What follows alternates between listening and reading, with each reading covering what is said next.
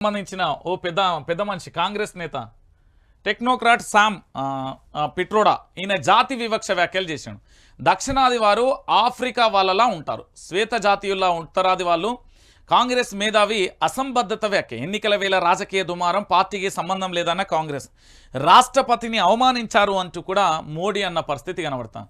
పదవికి రాజీనామా. తన వ్యాఖ్యలపై సర్వత్రా విమర్శలు వ్యక్తమవడంతో కాంగ్రెస్ ఓవర్సీస్ చైర్మన్ పదవికి పిట్రోడా రాజీనామా చేశారు. ఏఐసీసీ అధ్యక్షుడు మల్లికార్జున్ ఖర్గే దీన్ని ఆమోదించారు. ఈ మేరకు కాంగ్రెస్ నేత జయరాం రమేష్ వెల్లడించారు అంటూ కూడా చెప్పిన పరిస్థితి కనబడుతుంది. ఇక మన దక్షిణాదికి సంబంధించి మనలోని మనుషులకంటే కూడా వీళ్ళు చూస్తలేరు. నేను చెప్తున్నా కదా, వీళ్ళ వితండ వాదన దారుణంగా ఉన్న పరిస్థితి కనబడుతుంది. ఇక రేవంత్ సర్కార్పై టీచర్ల విముఖత. ఫేషియల్ అటెండెన్స్ పై మండిపాటు. ఓటేసినందుకు మోసం చేస్తారా? ఉపాధ్యాయ సంఘాల ఆగ్రహం. తడాకా చూపిస్తామంటూ హెచ్చరిక అంటూ కూడా ప్రధాన అంశానికి సంబంధించి కూడా హైలైట్ చేసింది.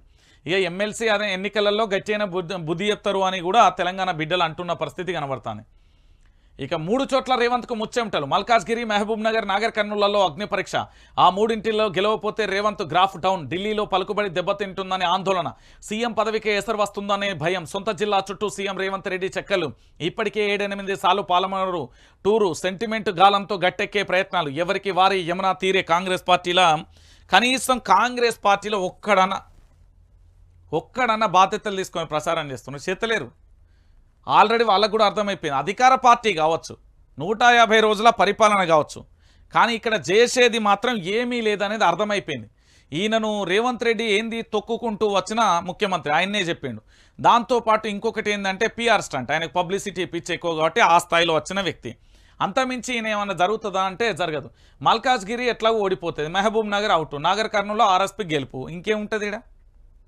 ఏముంటుంది? ఈయన వల్ల ఏమవుతుందంటే తెలంగాణ బిడ్డలారా, కాంగ్రెస్ పరిస్థితి అయిపోయిందండి. నాకు తెలిసి నేను చూసిన రాజకీయాలలో ఏంది అంటే ఇంత త్వరగా ప్రభుత్వం ఏర్పడిన కేవలం 150 రోజులలో భయంకరమైన వ్యతిరేకత మూటగట్టుకున్న అద్భుతమైన సీఎం